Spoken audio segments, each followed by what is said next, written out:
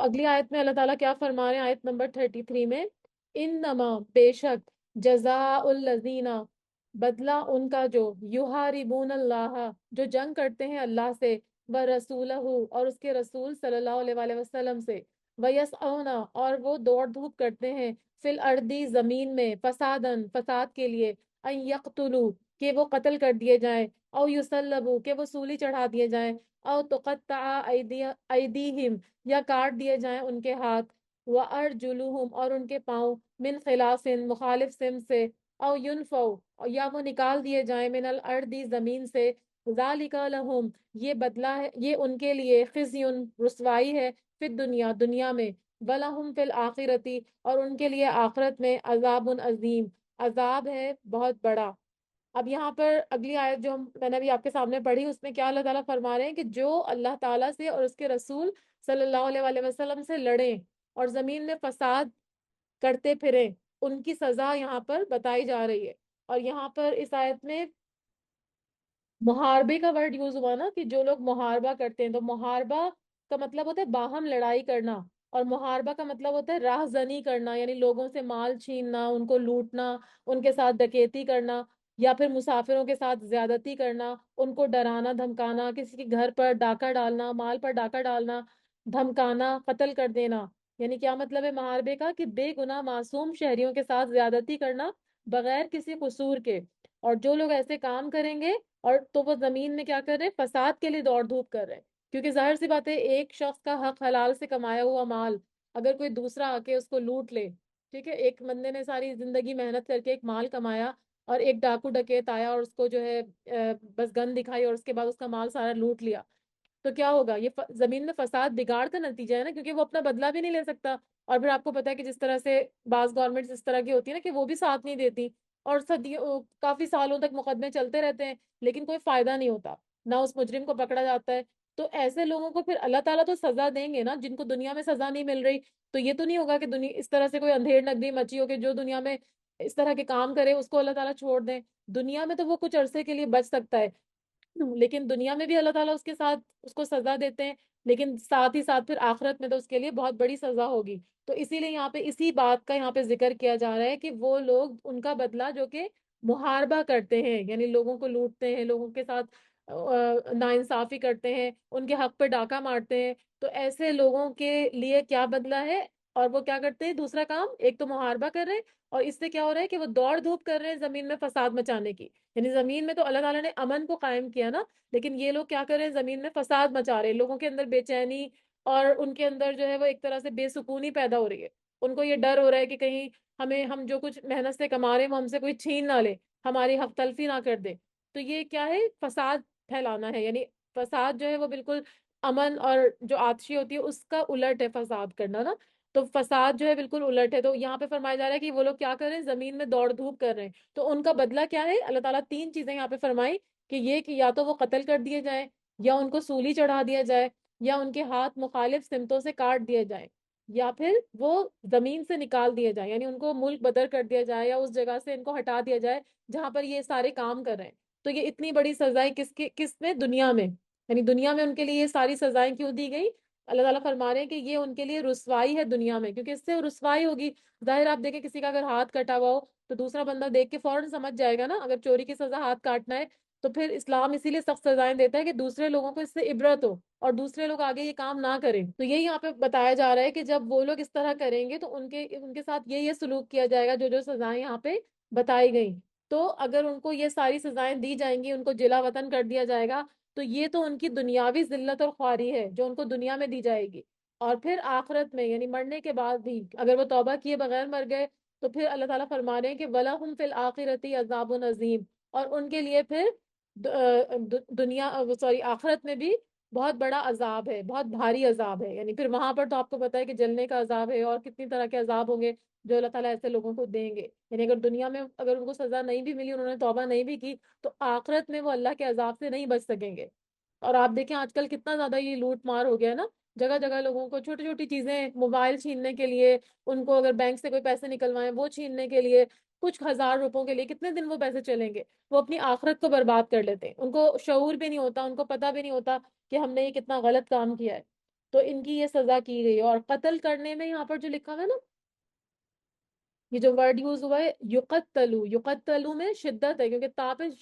وہ لگا ہوا ہے نا، شد لگا ہوا ہے، تو اس میں شدت آتی ہے، یعنی ٹکڑے ٹکڑے کر کے قتل کرنے کی یہاں پہ بات ہوتی ہے، عربی سے اس کا اردو ترجمہ کیا جائے تو یہ ساری ان کی اتنی سخت سزائیں دنیا میں ان کو دی جائیں گی۔ تو اسلام جو ہے وہ امن قائم کرنے کے لیے ہر وقت اہتمام کرتا ہے، یعنی اسلام کے اندر امن قائم کرنے میں کے لیے اہتمام کیا گیا ہے، اور یہ ساری سزائیں جو بتائی گئی یہ دنیا میں ان کی رسوائی کا ذریعہ ہے، اور آخرت میں ان کے لیے بہت بڑی سزا ہے۔ لیکن ساتھ جتنی سخت سزا بتا دی، ساتھ ہی توبہ کے بارے میں بھی بات ہو گئی۔ اگلی آیت میں اللہ تعالیٰ فرما رہے ہیں کہ الا الذین تابوا، سوائے ان لوگوں کے جو کہ توبہ کر لیں، یعنی جن کو یہ سزا دی جا رہی ہے وہ لوگ ہیں جنہوں نے توبہ نہیں کی، لیکن جو لوگ توبہ کر لیں گے من قبلی، اس سے قبل، ان تقدروا، کہ تم قادر ہو جاؤ علیہم، ان پر، یعنی ان کو پکڑنے سے، سزا دینے سے پہلے پہلے وہ توبہ کر لیں، اللہ سے توبہ کر لیں، تو پھر اللہ تعالیٰ کیا فرما رہے ہیں، فَاعْلَمُوا، تو جان لو، ان اللہ غفور الرحیم، بے شک اللہ بہت بخشنے والا ہے اور بہت رحم فرمانے والا ہے۔ یعنی کیا فرمایا جا رہا ہے کہ ان کے لیے پہلے تو سزا تجویز کی گئی، لیکن جو لوگ توبہ کر لیں گے ان کے اوپر قابو پانے سے پہلے، یعنی ان کو پکڑنے سے پہلے، گرفتار ہونے سے پہلے ہی وہ توبہ کر لیں گے، تو پھر کیا ہوگا کہ ان کو معاف کر دیا جائے گا، اور ان کو یہ جو مذکورہ سزائیں جن کا کہ ذکر کیا گیا وہ ان کو نہیں دی جائیں گی، اور سزاؤں کی معافی کے ساتھ ہی جو بھی انہوں نے گناہ کیا اللہ تعالیٰ ان کے گناہ جو ہے، ان کے جرائم معاف کر دیں گے، یا پھر ان کا بدلہ لیا جائے گا، لیکن ان کے ساتھ یہ سخت قسم کی ان کو سزا نہیں دی جائے گی، ٹھیک ہے، کیونکہ معافی کی وجہ سے، کیونکہ اللہ تعالیٰ کے بارے میں فرمایا جا رہا ہے کہ اللہ تعالیٰ غفور الرحیم ہے، بخشنے والے ہیں اور رحم کرنے والے ہیں۔ اگلی آیت میں پھر مومنین کو خطاب کر کے فرمایا جا رہا ہے، یا ایہا الذین آمنوا اتقوا اللہ، اے لوگوں جو ایمان لائے ہو، ڈرو اللہ سے، یعنی مسلمانوں کو اللہ سے ڈرنے کا کہا جا رہا ہے، حالانکہ مسلمان ہونا تو یہی بات ہے نا کہ ہم اللہ سے ڈرتے ہیں، ہم یہی دعویٰ کرتے ہیں نا کہ ہم مسلمان ہیں اور اللہ سے ڈرتے ہیں، لیکن مسلمانوں کو کہا جا رہا ہے کہ اے مسلمانوں، اللہ سے ڈرتے رہو، وَابْتَغُوا إِلَيْهِ الْوَسِيلَةَ، وسیلتا، اور تلاش کرو اس کی طرف وسیلہ یا ذریعہ، وَجَاهِدُوا فِي سَبِيلِهِ، اور جہاد کرو اس کے راستے میں، لَعَلَّكُمْ تُفْلِحُونَ، تاکہ تم فلاح پاؤ، یعنی مسلمانوں کو کہا جا رہا ہے مخاطب کر کے کہ اے لوگ، اے مسلمانوں، اللہ سے ڈرتے رہو، اس کا قرب تلاش کرو اور اس کی راہ میں جہاد کرو تاکہ تمہارا بھلا ہو جائے اور تم فلاح پا جاؤ۔ اور فلاح میں نے آپ کو بتایا تھا کہ کامیابی کہلاتی ہے، دنیا میں ہم کتنی مرضی کامیابی حاصل کر لیں، لیکن اصل کامیابی جو ہے وہ آخرت کی کامیابی ہے، دنیا کی کامیابی آخرت کی کامیابی کے سامنے کوئی معنی نہیں رکھتی۔ تو وسیلہ کا ورڈ یہاں پہ یوز ہوا، وسیلہ کا مطلب ہوتا ہے ایسی چیز جو کسی مقصود کے حصول یا اس کے قرب کا ذریعہ ہو، یعنی اللہ تعالیٰ کی طرف وسیلہ تلاش کرو، اس کا کیا مطلب ہے کہ ایسے اعمال اختیار کرو جس سے تمہیں اللہ کی رضا اور اس کا قرب حاصل ہو جائے۔ امام شوکانی فرماتے ہیں کہ وسیلہ جو قربت کے معنی میں ہے، تقوی اور دیگر جو نیک اعمال ہیں، خیر کے کام ہیں، ان پر صادق آتا ہے، جن کے ذریعے سے بندے اپنے رب کا قرب تلاش کرتے ہیں۔ اور اسی طرح سے جو منکرات ہیں جن سے اللہ تعالیٰ نے روکا، جو محرمات ہیں یعنی جو حرام چیزیں اللہ نے ہمارے اوپر کر دی، ان سے اجتناب کرنا بھی اللہ کے قرب کا ذریعہ ہے۔ تو اسی لیے جو جو جو محرمات ہیں ان کا ترک کرنا قرب الہی کا وسیلہ ہے۔ اور حدیث میں یہ بھی آتا ہے کہ مقام محمود ایک جگہ ہے، تو اس کے بارے میں آتا ہے آپ صلی اللہ علیہ وآلہ وسلم نے فرمایا، یعنی وہ مقام محمود آپ صلی اللہ علیہ وآلہ وسلم کو عطا کیا جائے گا، تو اس کے بارے میں نبی اکرم صلی اللہ علیہ وآلہ وسلم نے فرمایا کہ جو اذان کے بعد میرے لیے یہ دعائے وسیلہ کرے گا وہ میری شفاعت کا مستحق ہوگا۔ یہ صحیح بخاری کی حدیث ہے۔ تو ابھی میں آپ کو وسیلہ کی بات کر رہی تھی نا کہ وسیلہ کیا ہوتا ہے، وسیلہ کا مطلب ہوتا ہے اللہ کا قرب تلاش کرنا۔ تو یہاں پر دو طرح سے ہے کہ، اور پھر ہاں، وسیلہ کا تو میں نے آپ کو میننگ بتا دیا تھا، لیکن دوبارہ سے بتا رہی ہوں، وہ سبب یا ذریعہ جس سے مقصود تک پہنچا جائے، اور مقصود کیا ہے، اللہ کا قرب اور اس کی رضا۔ اور پھر دوسری بات تھی کہ اس کے راستے میں جہاد کرو، ٹھیک ہے، تو ایک ہوتا ہے قلبی کام اور ایک ہوتا ہے جسمانی کام، یعنی جہاد کا مطلب لفظی ترجمہ جہاد کا کیا ہے، کوشش کرنا۔ تو کوشش جو ہے نا وہ دو طرح سے ہوتی ہے، کچھ ہوتی ہے دل کے ساتھ کوشش کرنا، دل کے ساتھ کوشش کیا ہے کہ اللہ کی محبت اختیار کرنا، اللہ کی محبت اختیار کرنا ہمیں اللہ کے قریب کر دیتا ہے، اسی طرح اللہ کا ذکر کرنا، اللہ کو یاد کرنا۔ اور جسمانی کام کیا ہے کہ انسانوں کی خدمت کرنا، جیسے کوئی تکلیف میں ہے ہمارا بہن بھائی، ہم اس کی خدمت کریں، کوئی بیمار ہے اس کی تیمارداری کریں، یا کوئی اور کسی کو کوئی مشکل درپیش ہے تو ہم جسمانی طور پر اس کی مدد کریں۔ حدیث میں آتا ہے آپ صلی اللہ علیہ وآلہ وسلم نے فرمایا کہ اللہ اس بندے کی مدد میں ہوتا ہے جب تک کوئی انسان کسی انسان کی مدد میں ہوتا ہے۔ ٹھیک ہے. اور دوسرا کیا ہوتا ہے؟ قلبی اور جسمانی اکٹھے. پہلے میں نے بتایا قلبی کام کرنا، پھر دوسرا بتایا جسمانی کام کرنا، اور پھر قلبی اور جسمانی اکٹھے کرنا وہ کام جس میں اللہ کی یاد بھی ہو اور جسمانی طاقت دونوں ہو، جیسے کہ نماز پڑھنا، ٹھیک ہے، روزہ رکھنا، حج وغیرہ کرنا. تو اطاعت کے سارے کام، قرآن پڑھنا، دین سیکھنا، تو یہ سارے کیا ہیں؟ یہ سارے کے سارے جو ہیں وہ اللہ کی راہ میں ایک طرح سے جہاد کرنا ہے، یا پھر اللہ کا قرب تلاش کرنے کے برابر ہے. کیونکہ ہم اللہ کا وسیلہ تلاش کرنے کی بات کر رہے ہیں نا. یہ جو آیت تھی میں دوبارہ سے پڑھتی ہوں. اس میں فرمایا تھا کہ اے لوگو جو ایمان لائے ہو، اللہ سے ڈرو اور تلاش کرو اس کی طرف وسیلہ، یعنی اللہ کا قرب تلاش کرو. تو اللہ کا قرب تلاش کرنے کے لیے ہمیں وہ کام کرنے ہوں گے جو ہمیں اللہ کی اطاعت جس میں ہو، یعنی وہ کام جس میں ہم اللہ کی اطاعت کرنے والے ہوں گے وہی ہم کو اللہ سے قریب کر دیں گے. اور وسیلہ جیسے میں نے آپ کو بتایا کہ جنت میں اعلیٰ ترین مقام کا نام ہے، جو ہم پڑھتے ہیں نا، آتی محمد انل وسیلہ طول فضیلہ. تو پھر آخر میں جب ہم اذان سننے کے بعد اذان کا جواب دیتے ہیں اور یہ دعا پڑھتے ہیں، تو اس کے بارے میں آپ صلی اللہ علیہ وسلم نے فرمایا کہ جنت میں وسیلہ صرف ایک شخص کو دیا جائے گا، اور مجھے امید ہے کہ وہ میں ہوں گا، اور جو میرے لیے وسیلہ مانگے گا اس کے لیے میری شفاعت واجب ہو جائے گی. اور اللہ کی محبت کیسے حاصل کی جاتی ہے؟ اللہ کا وسیلہ کیسے حاصل کیا جاتا ہے؟ فرائض ادا کر کے حاصل ہوتا ہے. حدیث میں آتا ہے، آپ صلی اللہ علیہ وسلم نے فرمایا کوئی چیز ایسی نہیں فرائض سے بڑھ کر جو انسان ادا کرے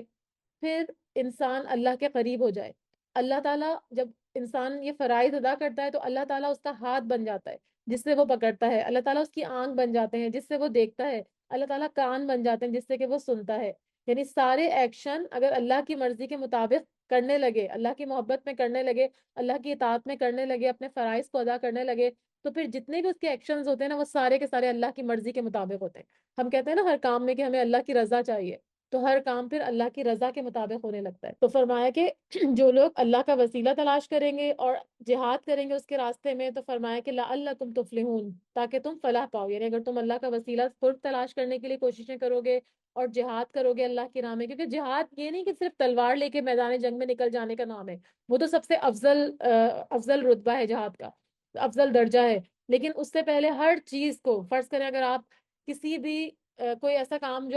جو کہ اسلام میں کرنا منع ہے، اللہ کی اطاعت کے خلاف تھا، وہ کام آپ کرتی تھی. فرض کریں نماز کی مثال لے لیتے ہیں، اگر کوئی بندہ نماز نہیں پڑھتا، کوئی شخص نماز نہیں پڑھتا، لیکن اب کیا کر رہا ہے؟ وہ نماز پڑھنے کی کوشش کر رہا ہے، تو جہاد تو نام ہی کوشش کا ہے نا، تو وہ بھی جہاد کہلائے گا. تو جہاد ہر لیول پہ ہوتا ہے کہ صبح اٹھ کر اگر ہم نماز پڑھتے ہیں سردی میں گرمی میں اپنی نیند کو قربان کر کے، تو یہ بھی ایک طرح سے جہاد ہے. ٹھیک ہے، نماز پڑھنا یعنی اللہ کی اطاعت کے جتنے بھی کام ہیں وہ سارے جہاد کہلاتے ہیں. تو اللہ کے راستے میں جہاد کرنا تاکہ تم فلاح پاؤ. ان الذین کفروا، بے شک وہ لوگ جنہوں نے کفر کیا، لو ان لہم، اگر بے شک ان کے لیے ہو، ما فی الارض جمیعا، جو کچھ زمین میں ہے سارے کا سارا، ومثلہ، اور مانند اسی کے، معہو، ساتھ اس کے، لیفتدو، تاکہ وہ فدیے میں دے دیں، بھی، ساتھ اس کے، من عذاب یوم القیامتی، عذاب سے بچنے کے لیے قیامت کے دن کے، ما تقبل منہم، نہیں قبول کیا جائے گا ان سے.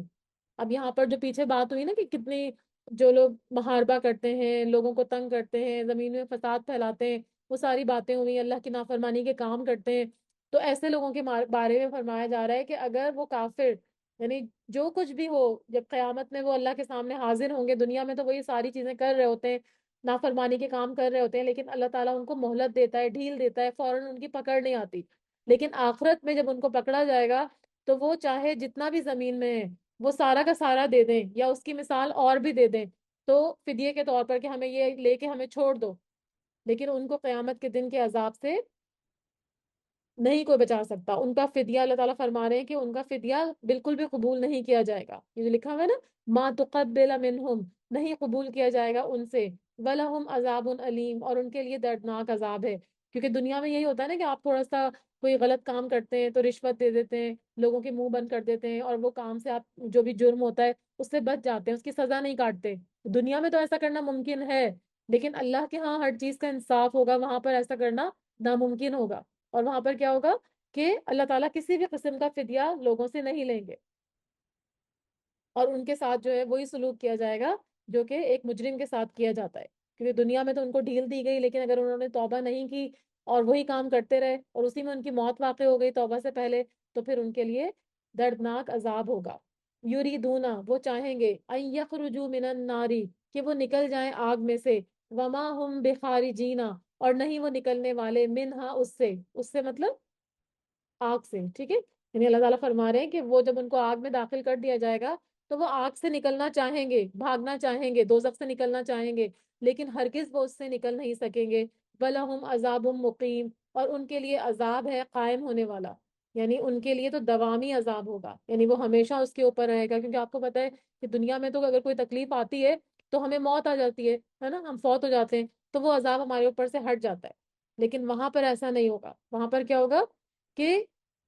ان کا عذاب جو ہے وہ دائمی ہوگا، مقیم کا مطلب ہے اس کے ان کے اوپر وہ قائم رہے گا، ہمیشہ ہمیشہ کے لیے وہ عذاب رہے گا۔ یہ کافروں کے حق میں یہ آیت ہے، کیونکہ شروع میں بتا دیا گیا نا کہ ان الذین کفروا، بے شک وہ لوگ جنہوں نے کفر کیا، تو یہاں پہ کافروں کے حق میں یہ بات ہے، لیکن مومنوں کو بالآخر کوئی اگر سزا دی بھی جائے گی تو اس کے بعد جہنم سے نکال لیا جائے گا، کیونکہ یہ احادیث سے یہ ثابت ہے، لیکن ایک سزا سوچے کتنی سخت ہوگی وہ، اگر تھوڑے عرصے کے لیے کچھ لمحوں کے لیے بھی وہ سزا دی جائے، کیونکہ دنیا کی آگ سے 70 ٹائمز وہ زیادہ ہے آگ جہنم کی، ہم مطلب اس کو امیجن بھی نہیں کر سکتے، تصور بھی نہیں کر سکتے، ہم تو دنیا کی آگ ذرا سی برداشت نہیں کر سکتے تو وہ آگ کہاں سے برداشت کریں گے؟ تو یہاں پہ یہی فرمایا جا رہا ہے کہ وہ پھر آگ سے نکل نہیں پائیں گے اور ان کے لیے دائمی عذاب ہوگا۔ اب کچھ سزا بتائی جا رہی ہے چوری کرنے والے مرد اور عورت کے لیے،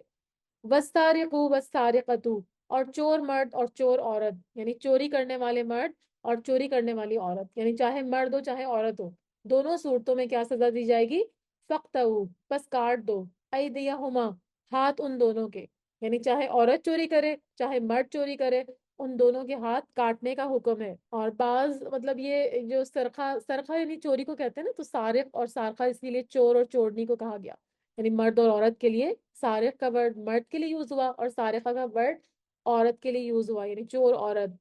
تو چور چور ویسے تو فقہ جو جتنے بھی جو فقہ ہیں اس میں یہ کہا جاتا ہے ان کے نزدیک کہ سرقہ کا یہ حکم عام ہے، چاہے چوری تھوڑی سی چیز کی ہو یا زیادہ کی، تو ہر صورت میں چوری کی سزا دی جائے گی۔ جبکہ دوسرے کچھ فقہ ہیں وہ کیا کہتے ہیں کہ اس کے لیے نصاب ضروری قرار دیتے ہیں کہ کتنا نصاب ہوگا کہ جس کے اوپر یہ سخت سزا دی جائے گی، یعنی بعض کہتے ہیں کہ نصاب جو ہے وہ ربع دینار یا 3 درہم کے مساوی قیمت کی چیز ہے، اس سے کم ہاتھ کم پر چوری اس سے کم چوری پر ہاتھ نہیں کاٹا جائے گا۔ اسی طرح سے بعض کہتے ہیں کہ ہاتھ جو ہے وہ پونچوں سے کاٹے جائیں گے، مطلب ہر مختلف جو فقہ ہیں اس کے مطابق مختلف طرح کی سزائیں ہیں، تو اس کے لیے پھر ظاہر سی بات ہے جو علماء جو فیصلہ کریں گے اس کے حساب سے ہی سزا دی جائے گی، جیسے سعودی عرب میں تو یہاں سے میرے خیال ہے کلائی سے ہاتھ کاٹا جاتا ہے نا، تو وہاں پر تو یہ سزا اسی لیے سخت ہے، لوگ کہتے ہیں نا اسلام بہت ظالم مذہب ہے، لیکن ہمارے مذہب میں ہمیشہ سے وہی سزا دی گئی، مطلب جیسا جیسا جرم کیا گیا نا ویسی سزا دی گئی، اسی نوعیت کی سزا دی گئی کہ کسی نے کسی کو قتل کیا تو پھر اس کو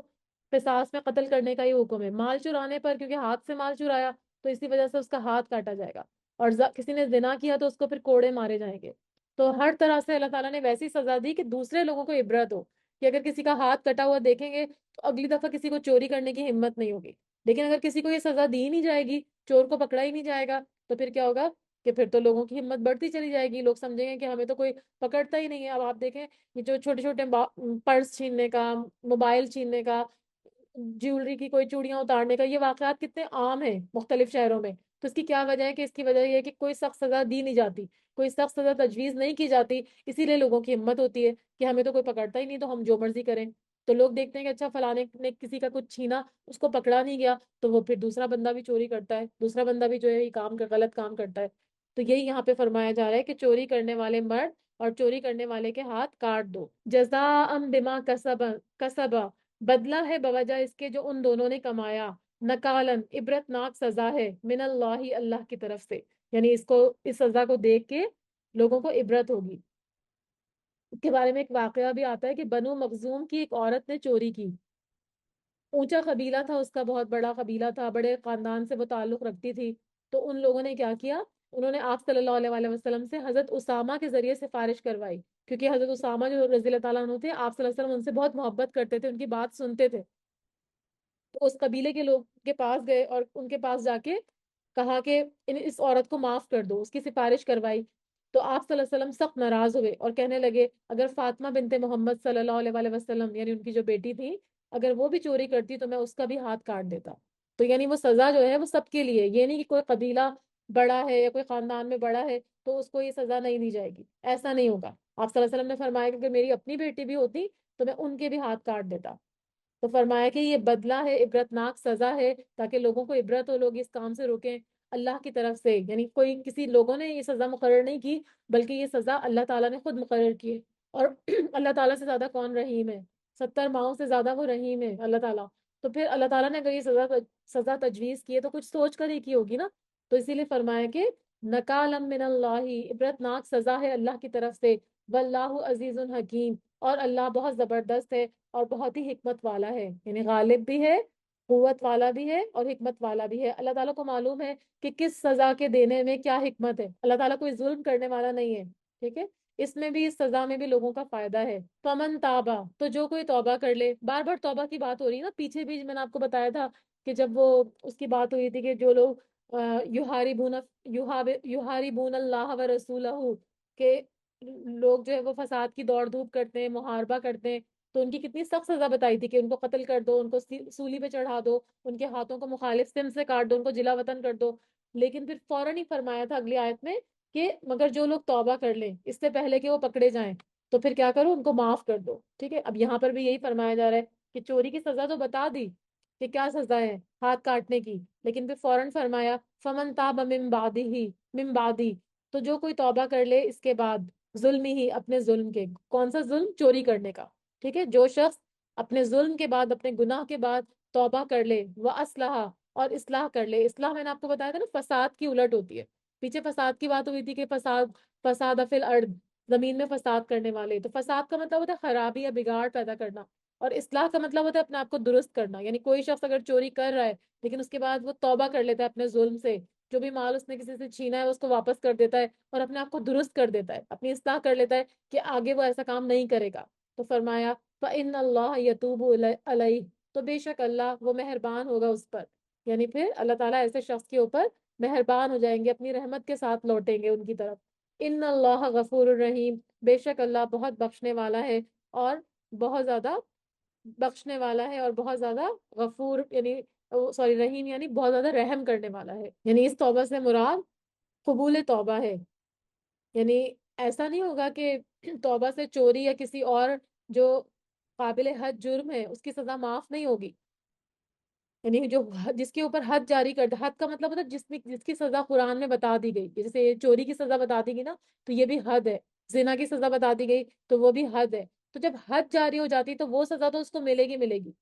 لیکن پھر یہ نہیں ہوگا کہ اس کو بعد میں بھی اللہ تعالیٰ اس کو معاف نہیں کریں گے۔ اگر وہ سچے دل سے توبہ کر لیتا ہے اپنے ظلم کے بعد اور اپنے آپ کو درست کر لیتا ہے تو پھر اللہ تعالیٰ اس کے اوپر مہربان ہو جائیں گے، کیونکہ بے شک اللہ تعالیٰ بہت بخشنے والا ہے اور بہت ہی رحم فرمانے والا ہے۔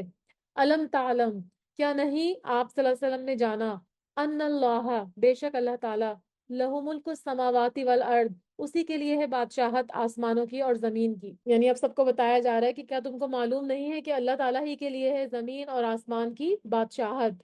وہ چاہے تو جس کو چاہے عذاب دے اور جس کو چاہے بخش دے، یعذب من یشاء، وہ عذاب دیتا ہے جسے وہ چاہتا ہے، ویغفر لمن یشاء، اور وہ بخش دیتا ہے جسے وہ چاہتا ہے، یعنی اللہ تعالیٰ ہی کی بادشاہت ہے، تو ہم لوگ کوئی کسی کے بارے میں ججمنٹل نہیں بن سکتے، ہم کسی کے بارے میں یہ نہیں کہہ سکتے کہ یہ شخص جو ہے وہ جنتی ہے یا یہ شخص جو ہے وہ دوزخی ہے، ہم ایسا کچھ بھی نہیں کہہ سکتے، کیوں؟ کیونکہ سارے آسمان اور زمین کا مالک اللہ تعالیٰ ہے، کل اختیار، کل مالک، ہر چیز، حکمت، سب کچھ اللہ تعالیٰ ہی کے پاس ہے، تو اللہ تعالیٰ ہر چیز کے اوپر قدرت رکھتا ہے، ہر چیز کے اوپر وہ قادر ہے، تو وہ جس کو چاہے عذاب دے اور جس کو چاہے بخش دے، یعنی ہم جیسے ہوتے ہیں نا، بعض لوگ بہت کہہ دیتے ہیں فوراً کہ تم تو جہنم میں جاؤ گے یا تم تو جنت میں جاؤ گے، تو ہم ایسا نہیں کہہ سکتے، ہمیں نہیں پتا اللہ تعالیٰ کس کو بخش دے، جیسے وہ ہم بہت دفعہ میں ذکر بھی کرتی ہوں، آپ نے بھی پڑھا ہوا ہوگا کہ وہ ایک فاحشہ عورت تھی، تو اس نے اتنے اتنے گناہ کیے تھے، لیکن کیا ہوا تھا کہ اس نے ایک جوتے میں رکھ کے ایک پیاسے کتے کو پانی پلایا تھا، کتا پیاس سے تڑپ رہا تھا تو اس کو کوئی اور چیز تو نظر نہیں آئی، تو اس نے جوتا اتار کے اس کے اندر پانی بھرا اور جا کے کتے کو پلایا، تو اللہ تعالیٰ نے اس کو اس نیک کام سے کی وجہ سے اس کو معاف کر دیا تھا، اس کے اتنے بڑے گناہ تھے۔ اسی طرح وہ 99 قتل والی جو ہم نے بات کئی دفعہ میں آپ کو بتا چکی ہوں کہ اس نے 100 قتل کر دیے تھے، 99 کے بعد جس نے اس کی اصلاح کی اس کو بھی قتل کر دیا، لیکن اس کے باوجود وہ نیک لوگوں کی بستی کی طرف جا رہا تھا، تو اللہ تعالیٰ نے کیا کیا، زمین کو حکم دیا کہ اس طرف کھنچ جاؤ، اور پھر نیکی کے فرشتے اس کو لے گئے. اس کی موت واقع ہو گئی تھی نا، وہ ساری تفصیل میں آپ کو بتا چکی ہوں پہلے بھی، اور آپ کو پتا بھی ہوگی. تو اللہ تعالیٰ تو چھوٹی چھوٹی آپ کی نیکیاں دیکھ رہا ہوتا ہے. تو ہو سکتا ہے کوئی شخص پوری زندگی برے کام کرتا رہا ہو، لیکن ہمیں نہیں پتا اس نے اگر آخر وقت میں مرنے سے پہلے توبہ کر لی ہے اور اللہ نے اس کو بخش دیا ہے، تو ہم اس کے بارے میں کبھی بھی ججمنٹل نہیں ہو سکتے کہ ہاں یہ شخص تو بہت ہی برا ہے اور یہ شخص تو جہنم میں جائے گا. ہم ایسے کسی کے بارے میں نہیں کہہ سکتے. ٹھیک ہے. اسی طرح کوئی شخص اگر بہت ہی نیک کام کر رہا ہے، بہت ہی زیادہ نیک ہے، لیکن اس سے ایسے کام سرزد ہو جاتے ہیں مرنے سے پہلے یا موت کے وقت، شیطان اس کو بہکا دے یا کچھ کر دے، تو اس کی ساری نیکیاں ضائع ہو جاتی ہیں.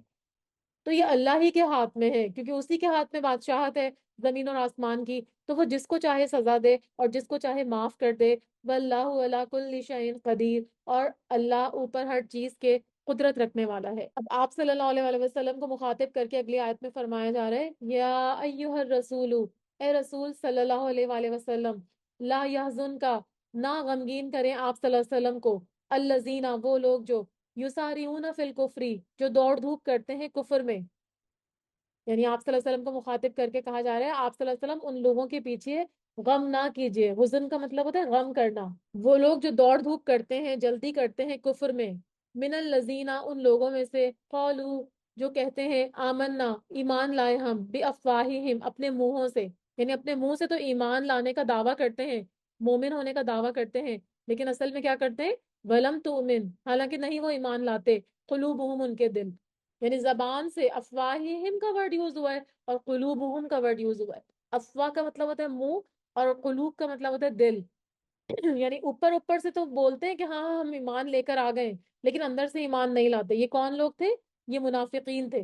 ٹھیک ہے. منافقین کے بارے میں آپ لوگ سورہ بقرہ میں بھی بہت ڈیٹیل میں پڑھ چکے ہیں. تو یہ منافق جو ہیں وہ کیا کرتے ہیں؟ ان کے پیچھے آپ صلی اللہ علیہ وسلم کڑتے تھے، آپ صلی اللہ علیہ وسلم غمگین ہوتے تھے کہ یہ لوگ میری بات کیوں نہیں سنتے. میں ان کو دین کی طرف بلاتا ہوں، اللہ کی اطاعت کی طرف بلاتا ہوں، اور یہ لوگ میری بات نہیں مانتے.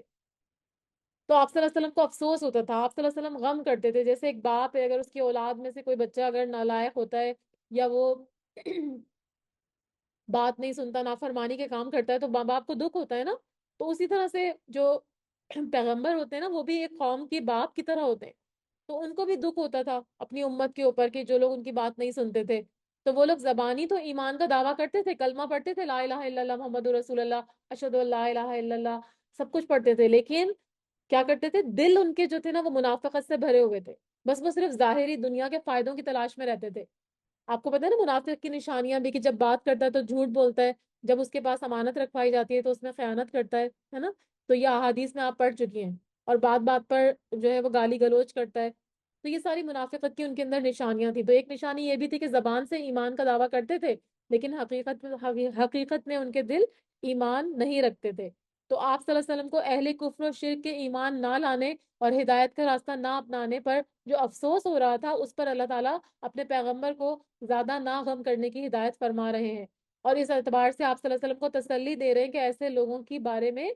ال- آپ سے کوئی باس پرست نہیں ہوگی. یعنی آپ سے نہیں پوچھا جائے گا، کیونکہ آپ نے تو اپنا کام کر دیا. آپ نے تو دین اسلام کو پھیلا دیا، لوگوں کو اچھی باتوں کی طرف متوجہ کر دیا، بلا دیا، اپنا حق ادا کر دیا. لیکن اگر کوئی ایمان نہیں لا رہا تو ہدایت دینا صرف اللہ کا کام ہے، آپ ان کے دلوں کو نہیں بدل سکتے. تو آپ پھر اس کے اوپر افسوس نہ کریں. وَمِنَ الَّذِينَ هَادُوا، اور ان میں سے جو یہودی بن گئے. پیدا تو اللہ تعالیٰ نے سب کو مسلمان کیا، لیکن وہ خود سے اپنے آپ کو یہودی انہوں نے بنا لیا. سَمَّاعُونَ لِلْكَذِبِ، بہت زیادہ سننے والے ہیں جھوٹ کو. سَمَّاعُونَ لِقَوْمٍ آخَرِينَ،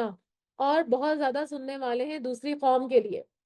یعنی یہودیوں کی بات ہو رہی ہے، پہلے منافقین کی بات ہوئی اس آیت میں، اب یہودیوں کی بات ہو رہی ہے کہ یہودیوں میں سے کچھ لوگ ایسے ہیں جو غلط باتیں سننے کے عادی ہیں، اور ان لوگوں کے جاسوس ہیں جو اب تک آپ صلی اللہ علیہ وسلم کے پاس نہیں آئے. جو لکھا ہوا ہے نا کہ لقوم آخرین، اور بہت زیادہ سننے والے ہیں دوسری قوم کے لیے، لم یاتو کا، جو نہیں آئے آپ صلی اللہ علیہ وسلم کے پاس. یحرفون الکلمہ، وہ بدل دیتے ہیں الفاظ کو، کلام کو، من بعد مواضعہ، بعد ان کی جگہ مقرر ہونے کے. یعنی کلمات جو تھے، جو بھی ان کے پاس کتاب آئی یعنی تورات، اس کے اصلی کلمات جو تھے ان کو بدل دیتے ہیں، ان کو متغیر کر دیتے ہیں، تبدیل کر دیتے ہیں. اور کیا کہتے ہیں؟ یقولون، وہ کہتے ہیں، ان اوتی تم، اگر دیے جاؤ تم، ہاذا فخذوہ، یہ تو لے لو اس کو، وَإِن لَّمْ تو اتو ہو، اور اگر نہیں تم دیے جاؤ اسے، فاحذروا، تو اس سے بچ جاؤ. یعنی اب ان کے بارے میں بتایا جا رہا ہے، پہلے میں نے آپ کو بتایا، پہلے منافقین کے بارے میں ذکر کیا گیا کہ ان کے دل ایمان سے خالی ہوتے ہیں اور صرف زبان سے ایمان کا دعویٰ کرتے ہیں. پھر یہودیوں کے بارے میں بتایا گیا کہ وہ غلط باتیں سننے کے عادی ہیں اور ان لوگوں کے جاسوس ہیں جو ابھی تک آپ کے پاس نہیں آئے، یعنی آپ صلی اللہ علیہ وسلم کے پاس نہیں آئے. ان سب کو ساری باتیں مسلمانوں کے اندر ملتے ہیں، ان کے ساتھ نمازیں پڑھتے ہیں، ان کی محفلوں میں شریک ہوتے ہیں اور ان کے سارے راز ان کے پاس جا کے افشا کرتے ہیں. اور پھر کہتے ہیں کہ اگر تم یہ حکم دیا جاؤ تو قبول کر لینا، اور اگر یہ حکم دیا جاؤ تو الگ تھلگ رہنا. اس کا کیا مطلب ہے؟ یہاں پر جو آیت نمبر 41 سے 44 تک، یعنی یہ جو ابھی آیت ہم پڑھ رہے ہیں 41 ہے، پھر آگے تک وہ چلے گی آیت 44 تک. تو اس کے بعد اس کی شان نزول میں دو واقعات بیان کیے جاتے ہیں ان آیتوں کی شان نزول میں. تو میں آپ کو پہلے بتا دیتی ہوں واقعات. ایک تو یہ کہ شادی شدہ جو یہودی تھے، ان کے جو جو لوگ زنا کرتے تھے، مرد اور عورت، تو پھر ان کو انہوں نے کیا کیا تھا، اپنی تورات میں بدل دیا تھا. حکم تو ان کو رجم کرنے کا تھا، لیکن انہوں نے کیا کیا تھا، اس کو بدل کر صرف کوڑوں کی سزا رکھ دی تھی اس کے اوپر، کیونکہ وہ اس سزا سے بچنا چاہتے تھے. اور آپس میں فیصلہ کیا کہ محمد صلی اللہ علیہ وسلم کے پاس چلتے ہیں، اگر انہوں نے ہمارے جو ہم نے ایجاد کیا ہے، جو اس کی سزا تجویز کی ہے زنا کی، تو پھر ہم اس کے مطابق کوڑے مارنے اور منہ کالا کرنے کی جو سزا ہے، اگر وہ مان لیتے ہیں تو پھر ہم ان کی بات مان لیں گے، اور اگر وہ رجم کا فیصلہ دیں گے تو پھر ہم ان کی بات نہیں مانیں گے. ٹھیک ہے، یہ جو لکھا ہوا ہے نا کہ بہت زیادہ سننے والے ہیں جھوٹ کو، بہت زیادہ سننے والے ہیں دوسری قوم کے لیے. نہیں وہ آیا آپ کے پاس، وہ بدل دیتے ہیں الفاظ کو ان کی جگہ سے، اور وہ کہتے ہیں اگر دیے جاؤ تم یہ تو لے لو، یعنی اگر وہ تمہارے حق میں فیصلہ دے دیں تو اس کو قبول کر لو، اور اگر نہیں وہ تمہارے حق میں فیصلہ کرتے تو پھر تم کیا کرو، اس سے بچ جاؤ، یعنی ان کی پھر بات نہیں سنو، اپنا فیصلہ خود کرو. تو یہاں اسی واقعے کی طرف جو ہے وہ ہے، اشارہ ہے. اور دوسرا واقعہ کیا ہے اس کے بارے میں، مطلب یہ پتا کیسے چلا تھا اس کے بارے میں کہ انہوں نے یہ حکم کو بدل دیا ہے؟ تو اس میں یہ ہے کہ عبداللہ بن سلام کے جب وہ یہ آیت انہوں نے پڑھی نا، آپ صلی اللہ علیہ وسلم نے ان سے پوچھا سوری زنا کی سزا کیا ہے؟ مطلب رجم ہے نا اسلام میں، تو یہی سزا تجویز تھی، تورات میں بھی یہی لکھی ہوئی تھی. رجم کا مطلب ہوتا ہے پتھر مار کے ہلاک کر دینا، جو شادی شدہ لوگ زنا کرتے ہیں ان کے بارے میں. تو انہوں نے کہا کہ نہیں نہیں، ہماری تورات میں تو کوڑے مارنا سزا ہے، اور اس شخص کو رسوا کرنا کہ منہ کالا کر کے اس کو بٹھا کے جو ہے نا پورے شہر میں گھمائے. تو عبداللہ بن سلام جو یہودی تھے لیکن بعد میں وہ مسلمان ہو گئے تھے رضی اللہ تعالیٰ عنہ، انہوں نے کہا تم جھوٹ بولتے ہو، تورات میں تو رجم کا حکم موجود ہے، جاؤ تورات لے کر آؤ. تورات لا کر وہ پڑھنے لگے تو آیت رجم پر ہاتھ رکھ کر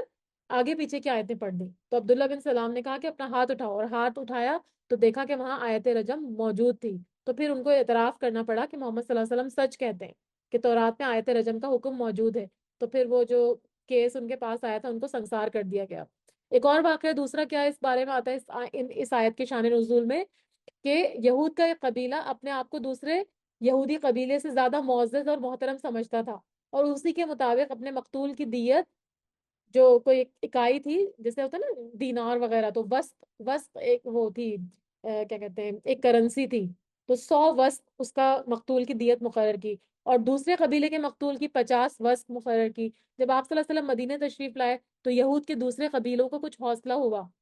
کہ جس کے مقتول کی دیت نصف تھی اس نے دیت 100 وسط دینے سے انکار کر دیا. اور قریب تھا کہ اس مسئلے پر لڑائی چھڑ جاتی، لیکن سمجھدار لوگ آپ صلی اللہ علیہ وسلم سے فیصلہ کرانے پر رضامند ہو گئے. تو اس موقع پر آیت نازل ہوئی. تو اس میں ایک آیت میں قصاص میں برابری کا حکم دیا گیا. یہ مسند احمد کی روایت ہے. ٹھیک ہے، یعنی سب کے لیے ایک ہی جیسا حکم ہے، یہ تھوڑی کہ کوئی قبیلے کے لیے 100 وسط دینے ہیں دیت، اور کسی کے لیے جو ہے وہ دیت کیا ہوتی ہے قتل کے بدلے میں. اگر قتل کے بدلے میں اس کے وارث کہتے ہیں کہ اچھا ہمیں اتنا مال دے دو تو پھر اس کے بعد ہم اس کو معاف کر دیں گے قاتل کو، تو پھر وہ قتل ہونے سے بچ جاتا ہے. ٹھیک ہے، وہ دیت کہلاتی. تو اس طرح کے کچھ واقعات اس آیت کے شان نزول میں آتے ہیں.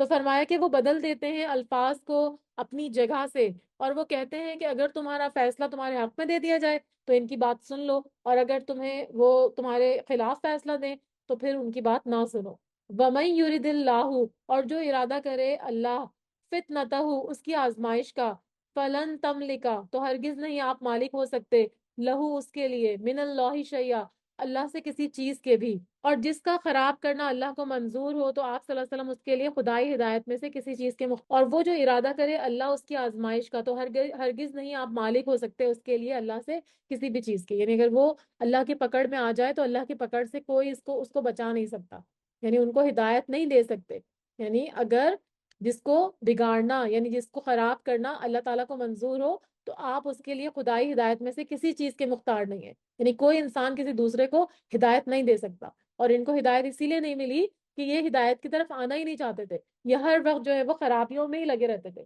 اپنی اصلاح کو کرنا ہی نہیں چاہتے تھے. تو فرمایا کہ اولئک الذین, یہی لوگ وہ جو لم یرد اللہ, نہیں چاہا اللہ نے, ان یطہر قلوبہم, کہ وہ پاک کر دے ان کے دلوں کو. تو ایسے لوگوں کے لیے پھر کیا ہے؟ لہم فی الدنیا خزی, ان کے لیے دنیا میں بھی رسوائی ہے. یعنی اللہ تعالیٰ کا ارادہ اگر ان کو ان کے دلوں کو پاک کرنے کا نہیں ہے, اس کا یہ مطلب نہیں کہ اللہ تعالیٰ کو کوئی ان سے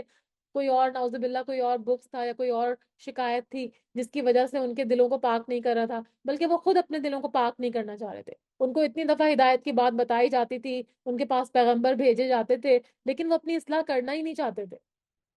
تو اسی لیے فرمایا جا رہا ہے کہ جب اللہ تعالیٰ ان کے دلوں کو پاک نہیں کرے گا تو پھر کیا ہوگا کہ ان کے لیے دنیا میں بھی بہت ہی زیادہ ذلت اور رسوائی ہے. وَلَهُمْ فِي الْآخِرَةِ عَذَابٌ عَظِيمٌ, اور ان کے لیے آخرت میں بھی عذاب ہے بہت بڑا. یعنی ان کے لیے دنیا میں بھی ذلت اور رسوائی اللہ نے رکھ دیا ایسے لوگوں کے لیے, اور آخرت میں بھی ان کے لیے عبرت ناک سزا ہے. جو جانتے بوجھتے سزاؤں کو بدلتے ہیں اور کلام اللہ کو اپنی جگہ سے پھیر دیتے ہیں, یعنی اس کی جگہ کوئی اور آیت لگا دیتے ہیں. ان کی کچھ اور باتیں اگلی آیت میں بتائی جا رہی ہیں. سماعون, بہت زیادہ سننے والے ہیں, للکذبی, جھوٹ کو, اکالونا, اور بہت زیادہ کھانے والے ہیں, للسحتی, حرام کو. یہ لوگ کون ہیں؟ کان لگا لگا کر جھوٹ کے سننے والے ہیں. سماعون کا مطلب ہوتا ہے بہت زیادہ سننے والے, یعنی جاسوسی کرنے کے لیے زیادہ باتیں سننے والے ہیں, دوسروں کی باتیں ماننے اور قبول کرنے کے لیے سننا. تو یہ دونوں معنی اس کے مراد ہیں. کچھ مفسرین کہتے ہیں کہ جاسوسی کرنے کے لیے زیادہ غور سے باتیں سنتے تھے, یعنی عمل نہیں کرنا ہوتا تھا, صرف جاسوسی کرنے کے لیے, تاکہ پھر مسلمانوں کو اندر وہ انتشار پھیلائیں. اور بہت زیادہ کھانے والے ہیں حرام کو, یعنی حرام کھانے میں ان کو بہت دلچسپی ہے. یعنی جو چیزیں اللہ تعالیٰ نے حرام کی ہیں ان سے بچنے کی کوشش نہیں کرتے, بلکہ کیا کرتے ہیں ان کو بہت زیادہ شوق سے کھانے والے ہیں. تو اللہ تعالیٰ کیا فرما رہے ہیں؟ فَإِن جَاءُوكَ, پھر اگر وہ آ جائیں آپ صلی اللہ علیہ وسلم کے پاس, فَحْكُم بَيْنَهُمْ, تو فیصلہ کیجئے ان کے درمیان, او عارض عنہم, یا اعراض کیجئے ان کے ساتھ. تو آپ صلی اللہ علیہ وسلم کو اس پہ اختیار دیا گیا کہ اگر آپ صلی اللہ علیہ وسلم ایسے لوگوں کے پاس آنا چاہتے ہیں, یعنی ان کا فیصلہ کرنا چاہتے ہیں, یعنی اگر یہ تمہارے پاس آتے ہیں تو تمہیں اختیار ہے, آپ کو پورا اختیار دیا گیا کہ آپ چاہے ان کا آپس کا فیصلہ کریں یا ان کو ٹال دیں. ٹھیک ہے, اس پہ آپ کی کوئی پکڑ نہیں ہوگی, یا تو ان سے منہ موڑ لیں. وَإِن تُعْرِضْ, اور اگر آپ ان سے منہ موڑیں گے, اعراض برتیں گے, عنہم, ان سے, تو وہ ہرگز نہیں وہ آپ کو پہنچا سکتے شیئن, کوئی بھی نقصان. ٹھیک ہے, کچھ بھی, شیئن کا مطلب ہوتا ہے کچھ بھی, اور یضرو کا یعنی نقصان نہیں پہنچا سکتے آپ صلی اللہ علیہ وسلم کو. یعنی میں نے آپ کو بتایا نا کہ ان کے اندر دوغلی پالیسی تھی, یعنی اگر آپ صلی اللہ علیہ وسلم کے پاس فیصلہ لینے کے لیے تو آتے تھے, لیکن اگر فیصلہ ان کی مرضی کے خلاف ہو جاتا تھا تو یہ کہتے تھے کہ ان کی بات ہم نہیں سنیں گے, ان کے فیصلے پہ عمل درآمد نہیں کریں گے. اور اگر ان کے حق میں فیصلہ کر دیں تو کہتے تھے ہاں ٹھیک ہے, پھر ان کی بات مان لیں گے. تو اللہ تعالیٰ آپ صلی اللہ علیہ وسلم کو اختیار دے رہے ہیں کہ چاہے آپ ان کے آپس کے درمیان کا فیصلہ کریں یا چاہے ان کو ٹال دیں, چاہے ان سے منہ پھیر لیں, تب بھی آپ کو ہرگز کوئی نقصان نہیں پہنچا سکتے, کیونکہ پیغمبر جو ہوتے ہیں وہ اللہ کی پروٹیکشن میں ہوتے ہیں, اللہ تعالیٰ کی حفاظت میں ہوتے ہیں, کوئی بھی ان کو نقصان نہیں پہنچا سکتا. وَإِنْ حَكَمْتَ, اور اگر فیصلہ کریں آپ صلی اللہ علیہ وسلم, فَحْكُم بَيْنَهُمْ بِالْقِسْطِ, تو فیصلہ کیجئے ان کے درمیان انصاف کے ساتھ. یعنی اول تو آپ کو اختیار دیا گیا, چاہے تو فیصلہ کریں, چاہے تو ان کے درمیان فیصلہ نہ کریں, منع کر دیں, یہ آپ کو کوئی نقصان نہیں دیں گے. لیکن جب بھی آپ ان کے درمیان فیصلہ کریں تو فرمایا کہ حکمت کے ساتھ فیصلہ کریں. ٹھیک ہے, ان کے درمیان انصاف کے ساتھ فیصلہ کریں, کوئی کسی کی طرفداری کرنے کی ضرورت نہیں. اگر وہ حق پر ہے تو ان کے حق میں فیصلہ دیں, اور اگر وہ حق پہ نہیں ہے تو ان کے خلاف فیصلہ ہوگا. تو ہر معاملے میں ان کے ساتھ انصاف کرنے کا حکم دیا گیا. ان اللہ یحب المقسطین, بے شک اللہ تعالیٰ وہ محبت رکھتا ہے انصاف کرنے والوں کو, عدل کرنے والوں کو, کیونکہ اللہ تعالیٰ خود بھی عدل انصاف کرنے والے ہیں. تو وہ ایسے لوگوں کو پسند کرتے ہیں جو کہ اللہ تعالیٰ کی بات سنتے ہیں اور عدل و انصاف کا معاملہ کرتے ہیں, کبھی بھی فیوریٹزم نہیں کرتے, کسی ایک کو فیور نہیں دیتے, بلکہ بالکل حق اور عدل کے ساتھ جو ہے وہ فیصلہ کرتے ہیں. وَكَيْفَ يُحَكِّمُونَكَ, اور کس طرح وہ منصف بناتے ہیں آپ صلی اللہ علیہ وسلم کو. وَعِندَهُمُ التَّوْرَاتُ, حالانکہ ان کے پاس تو تورات ہے, فِيهَا حُكْمُ اللَّهِ, جس میں حکم ہے اللہ کا. یعنی یہ آپ صلی اللہ علیہ وسلم کے پاس تو آتے ہیں فیصلہ کروانے کے لیے، آپ صلی اللہ علیہ وسلم کے پاس، یعنی تعجب کا اظہار کیا جا رہا ہے اس جملے میں کہ وہ کیسے اپنے پاس تورات ہونے کے باوجود، جس میں احکام الہی موجود ہیں، وہ تم کو منصف بناتے ہیں، یعنی آپ صلی اللہ علیہ وسلم کو منصف بناتے ہیں، حالانکہ ان کے پاس تو خود اللہ کی کتاب موجود ہے، ٹھیک ہے، جس میں اللہ کا فیصلہ ہے، اس کتاب کے اندر بھی تو اللہ تعالیٰ نے وہی باتیں لکھی تھی نا جو قرآن میں موجود تھیں۔ تو فرمایا جا رہا ہے کہ پھر تمہیں یہ کیوں حاکم بناتے ہیں، منصف بناتے ہیں، حالانکہ ان کے پاس تو تورات موجود ہے جس میں اللہ کا حکم ہے۔ ثم یتولون، پھر وہ منہ موڑ جاتے ہیں، من بعد ذالک، بعد اس کے، یعنی تورات ہونے کے باوجود آپ کو منصف بناتے ہیں، لیکن پھر کیا کرتے ہیں، اس کے بعد پھر جاتے ہیں، جب آپ ان کے حق میں فیصلہ دیتے ہیں تو ٹھیک ہے، اگر ان کے خلاف فیصلہ ہوتا ہے تو وہ کیا کرتے ہیں، پھر جاتے ہیں۔ تو یہاں پہ ان کا ایک کیریکٹر کھول کے رکھا جا رہا ہے، وما اولئک بالمؤمنین، اور نہیں یہ لوگ ایمان لانے والے، یعنی اللہ تعالیٰ کیا فرما رہے ہیں کہ دراصل بات یہ ہے کہ ایمان اور یقین والے یہ ہیں ہی نہیں، ان کا ایمان جو ہے نا وہ بس صرف سرسری ایمان ہے، یعنی یہ صرف جو ہے نا اوپری اوپری باتیں کرتے ہیں، اصل میں ان کے دل ایمان سے خالی ہیں۔ تو یہاں پر منافقین کے بارے میں اور پھر یہودیوں کے بارے میں کھول کر بتا دیا گیا، اپنے درمیان تورات کے ہونے کے باوجود آپ کے پاس فیصلے کے لیے آتے ہیں، اور پھر آپ فیصلہ بھی دیتے ہیں تب بھی آپ کا فیصلہ نہیں مانتے، حالانکہ تورات تو اللہ کی کتاب تھی، اس میں تو اللہ تعالیٰ نے ہی جو کچھ احکامات دیے وہ ان کو قبول کرنے چاہیے تھے پہلے ہی۔ انا انزلنا التوراۃ، بے شک ہم نے نازل کی، ہم نے تورات، فیہا، اس میں، ہدی و نور، ہدایت اور نور ہے، یعنی جس طرح سے قرآن میں ہدایت اور نور ہے، اسی طرح اللہ تعالیٰ تورات کی یہاں پہ تعریف بیان کر رہے ہیں کہ ظاہر تورات بھی اللہ تعالیٰ ہی کی کتاب تھی نا، اللہ تعالیٰ ہی نے اس کو نازل کیا تھا حضرت موسیٰ علیہ السلام پر، تو فرمایا ہم نے تورات نازل فرمائی جس میں ہدایت اور نور ہے، یحکمو بہا، فیصلہ کرتے تھے ساتھ اس کے، النبیون، انبیاء، الذین، وہ جو، اسلموا، وہ جو اسلام لائے تھے، فرمایا جا رہا ہے کہ تورات ہم نے نازل کی جس میں ہدایت اور نور ہے، للذین ہادو کا مطلب کیا ہے، یعنی یہودیوں سے متعلق جو فیصلے کرتے تھے، تو فرمایا جا رہا ہے، اور اسلموں کا ورڈ یہاں پر یوز ہوا نا کہ الذین اسلموا، اسلموا کا مطلب ہے،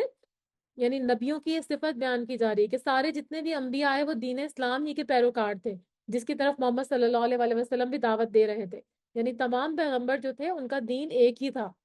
اور اسلام جس کی بنیادی دعوت تھی وہ کیا دعوت تھی کہ ایک اللہ کی عبادت کی جائے اور اس کی عبادت میں کسی کو شریک نہ ٹھہرایا جائے۔ ہر نبی نے سب سے پہلے اپنے قوم کو یہی دعوت توحید اور اخلاص پیش کی۔ سورہ انبیاء میں اللہ تعالیٰ فرماتے ہیں وما ارسلنا من قبلک من رسول الا نوحی الیہ انہ لا الہ الا انا فاعبدون، یعنی ہم نے آپ صلی اللہ علیہ وسلم سے پہلے جتنے بھی رسول بھیجے سب کو یہی وحی کی کہ میرے سوا کوئی معبود نہیں ہے، بس تم سب میری ہی عبادت کرو، تو یہاں پر اس کو الدین کہا گیا، یعنی جو صحیح دین ہے وہ یہی ہے، اور تمام انبیاء یہی پیغام لے کر آئے کہ ایک اللہ کی عبادت کرو، اللہ کے ساتھ کسی کو شریک نہ ٹھہراؤ۔ تو یہاں یہی فرمایا جا رہا ہے کہ تورات میں بھی یہی حکم تھا، اس میں ہدایت بھی تھی اور وہ نور بھی تھا، یعنی تاریکی سے نکال کر لوگوں کو روشنی کی طرف لے کر جاتا تھا، اور وہ فیصلہ کرتے تھے اس کے ساتھ، کون، انبیاء، جو آئے جنہوں نے تورات کو فالو کیا، موسیٰ علیہ السلام کے بعد بھی جو پیغمبر آئے انہوں نے تورات کو فالو کیا، تو سارے کے سارے تورات ہی کے مطابق فیصلہ کرتے تھے، اسی کے مطابق عمل کرتے تھے، اور وہ لوگ سارے کے سارے اسلام لائے تھے، للذین ہادو، ان کے لیے جو یہودی بن گئے تھے، والربانیون، اور ربانی، والاحبارو، اور علماء اور فقہا، بمس توفزو، بوجہ اس کے جو وہ محافظ بنائے گئے، من کتاب اللہ، اللہ کی کتاب کے، وکانو علیہ شہداء، اور تھے وہ اس پر گواہ، بتایا جا رہا ہے تورات کی تعریف بیان کی جا رہی ہے کہ جو اللہ تعالیٰ نے تورات نازل کی تھی اس کے اندر بھی ہدایت تھی اور نور تھی، اور پھر اسی تورات کے ساتھ اللہ تعالیٰ کے ماننے والے انبیاء جو تھے وہ، اور اہل علم، اہل اہل یعنی اللہ کے جو یہاں پہ لکھا ہے نا احبار اور ربانی، ربانی کا مطلب ہے کہ رب والے، یعنی ان کے جو علماء تھے، اور احبار جو ہے نا حبر سے نکلا، حبر کا مطلب ہوتا ہے سیاہی، یعنی جسے لکھتے ہیں، تو لکھنے لکھانے والے ان کے جو علماء اور فقہا تھے وہ سارے کیا کرتے تھے، تورات کے حساب سے ہی فیصلے کرتے تھے، کیونکہ اس وقت وہی کتاب تھی، تو تمام انبیاء بھی اسی سے فیصلے کرتے تھے، اور اس کے علاوہ جتنے بھی جو بھی علماء تھے، اہل اللہ تھے، وہ سارے کے سارے اسی کے حساب سے فیصلے کرتے تھے۔ کیونکہ ان کو کتاب کا محافظ بنایا گیا تھا، یعنی جو اللہ کی کتاب تھی اس کی حفاظت کرنے کا ان کو حکم دیا گیا تھا، تو اسی وجہ سے انہوں نے تو تورات میں کوئی تغیر اور تبدیلی نہیں کی تھی جیسا کہ بعد کے لوگوں نے کیا، یعنی جو انبیاء ڈائریکٹلی تورات کی حفاظت کرنے والے تھے انہوں نے اس میں کوئی تبدیلی نہیں کی تھی، ان کو تو اللہ نے حفاظت دی تھی کہ وہ کتاب کی حفاظت کریں، اور وہ اس کے اوپر گواہ بھی تھے، یعنی اس پر اقراری گواہ تھے، کیا مطلب کہ یہ کتاب جو ہے وہ کمی بیشی سے محفوظ ہے اور اللہ کی طرف سے نازل شدہ ہے۔ لیکن جو بعد کے لوگ آئے انہوں نے کیا کیا، اس کے اندر تحریف کر لی، بنی اسرائیل کے لوگوں نے اس میں تبدیلی کر لی، اللہ کے احکامات کو بدل دیا، تو یہاں اسی کا ذکر ہے کہ تورات بھی اصل میں اللہ ہی کی کتاب تھی۔ تو فرمایا فلا تخشوا الناس، تو نہ تم ڈرو لوگوں سے، بخشونی اور ڈرو مجھ سے، یعنی اب تم کو کیا چاہیے کہ لوگوں سے نہ ڈرو بلکہ صرف اور صرف میرا ڈر رکھو، میرا تقوی اختیار کرو۔ ولا تشتروا بآیاتی ثمنا قلیلا، اور نہ تم لو بدلے میری آیات کے تھوڑی سی قیمت، کیونکہ یہ لوگ کیا کر رہے تھے، اللہ کی آیتوں کو تھوڑے سے مول پر بیچ دیتے تھے، یعنی لوگوں سے ڈر کر تورات کے جو اصل احکام تھے ان کے اوپر پردہ نہ ڈالنے کا حکم یہاں دیا جا رہا ہے، تو وہ لوگ دنیا کے تھوڑے سے مفاد کے لیے کیا کرتے تھے ان کے علماء، کہ اس پہ رد و بدل کر دیتے تھے، حالانکہ ان کو تو اللہ تعالیٰ نے کتاب کا محافظ بنایا تھا کہ وہ لوگ کتاب کی حفاظت کریں گے اور اس میں کوئی تبدیلی نہیں ہونے دیں گے، لیکن اللہ تعالیٰ کیا فرما رہے ہیں کہ ان کو کہا جا رہا ہے کہ تم لوگوں سے ڈرنے کی تمہیں ضرورت نہیں ہے، بلکہ تمہیں اصل ڈر اللہ کا ہونا چاہیے، اور تمہیں میری آیات کو تھوڑی سی قیمت کے بدلے میں، تھوڑی سی دنیاوی لالچ میں میری آیاتوں کو بدلنے کا حکم نہیں تھا تمہیں، تو ان کو کہا جا رہا ہے کہ تم ایسا نہ کرو۔ ومن لم یحکم، اور جو نہیں فیصلہ کرے، بما انزل اللہ، اس کے مطابق جو نازل کیا اللہ نے، فاولئک هم الکافرون، تو یہی وہ لوگ ہیں جو کہ کافر ہیں، یعنی جو لوگ اللہ کی اتاری ہوئی وحی کے ساتھ فیصلے نہیں کریں گے تو اللہ تعالیٰ کیا فرما رہے ہیں، وہ پختہ کافر ہیں، پکے پکے کافر ہیں۔ تو اسی لیے فرمایا جا رہا ہے کہ تم کیسے ایمان کے بدلے کفر پر راضی ہو گئے ہو، یعنی ان سے ایک طرح سے کوشچن کیا جا رہا ہے کہ تمہاری کتاب بھی تو بالکل صحیح تھی نا، پھر تم نے اس کے اندر تبدیلیاں کیوں کر لی، اور محمد صلی اللہ علیہ وسلم سے کیوں فیصلے کروا رہے ہو، کیونکہ وہ بھی تو ایک کتاب جو لے کر آئے وہ بھی تو اللہ ہی کی طرف سے لے کر آئے، اور اس میں بھی وہی احکامات ہیں جو تورات میں موجود تھے، لیکن انہوں نے صرف دنیاوی فائدوں کے لیے تورات کو تھوڑی سی قیمت کے اوپر بیچ دیا۔